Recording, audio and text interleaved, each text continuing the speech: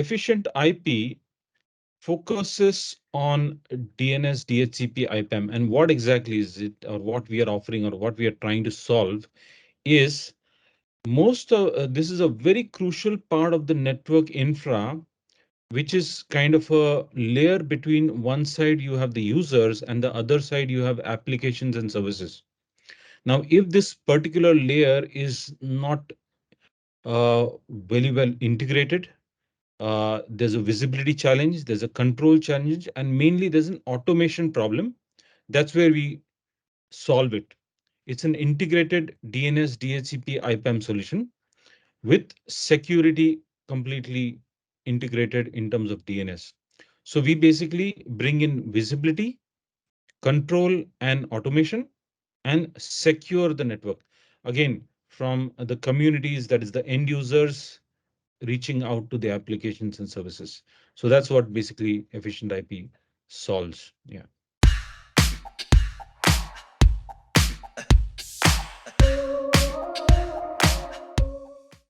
Efficient IP is not, I would say, focused on any particular market vertical.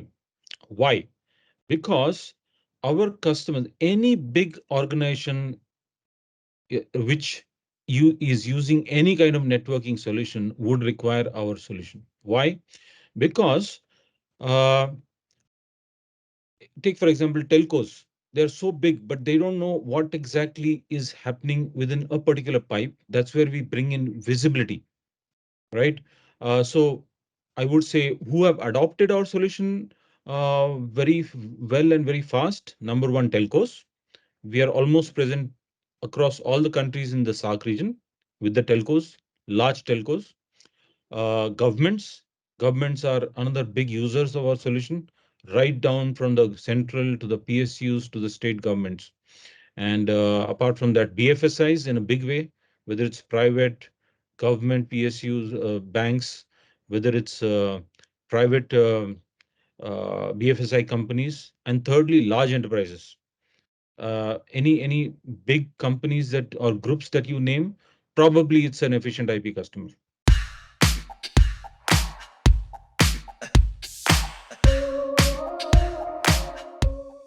I will come back to the basic objective or the vision that the company started with is to make applications and services easily available, uh, easily controllable, and secure.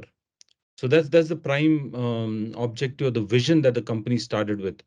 And with the kind of integrated solution that we offer, and even large organizations that we have seen globally and even within India, which would have a huge number of endpoints, but they don't know what is happening on the network infra layer.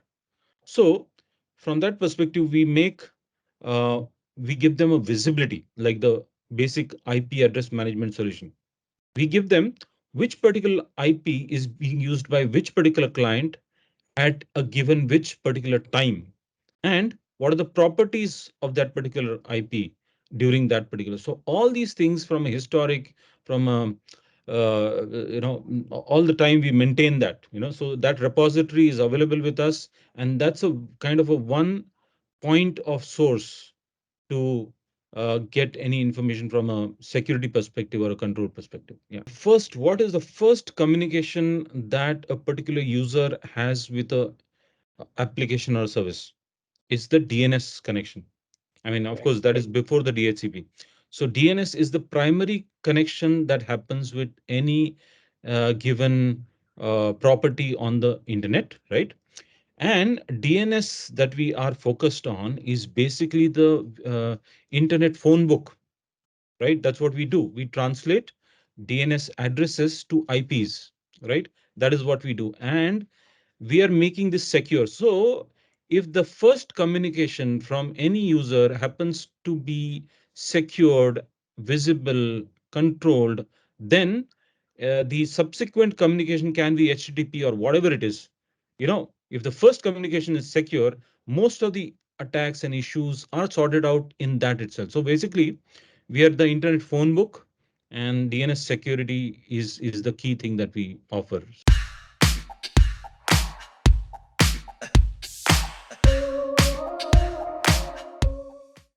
Okay, we have a two-tier global strategy which we kind of use here as well, right?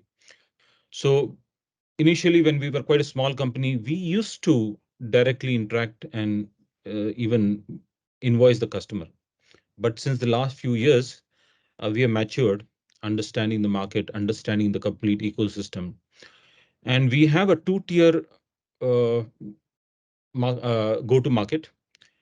We have a model of this value-added distributors who actually are very close to us, who understand the solution, who also do first level of services for us, who also help us deploy the product, who also maintain the product, and who also support the product. So the value added distributors are a key element that we have in our ecosystem. The second tier before the customer is the system integrator, right? So we have been engaging with various kinds of system integrators, including tier one, tier two, whatever it may. And they do have good amount of developed a good amount of skills themselves.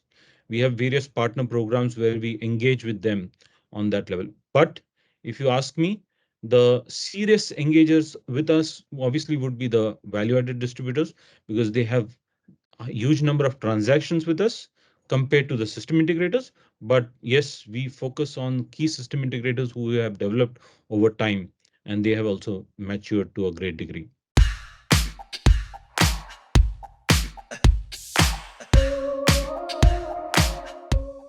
We are not a very big company. So initially, we had limited ourselves to broadly two VATs. But over the time, the kind of market reach and the kind of geographies and the kind of transactions that we are looking at and the focus in terms of the segments that we are looking at, we have grown to three. So yeah, we have grown from two VATs to three VATs in India. We would be working with tier one, tier two, and opportunity basis, we would have different flavors of partners that we work with. But I would say that there are some partners who are quite well entrenched with us and who have been growing with us. There are some global system integrators who have developed skills with us, and they are pitching not just the solution within India, but also globally.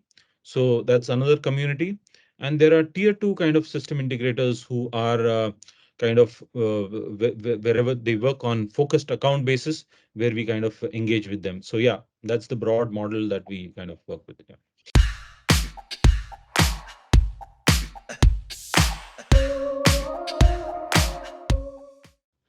Efficient IP uh, had a very limited visibility in this particular market a decade back. But now we see there's a maturity in terms of the customers understanding the need for this solution. And there is a good amount of evangelizing that has been done by the complete ecosystem, including our competition, thing like that. With that, we see a huge amount of traction with the customers, and we see a huge amount of opportunities that are, there to handle. We being OEMs, we have a very, very limited bandwidth. That's where we request and we would urge upon the VARs to kind of take up this challenge in terms of looking at this offering across with their customer base. I'm sure they would be able to find a good amount of opportunities and a good amount of business would come into them. Yeah.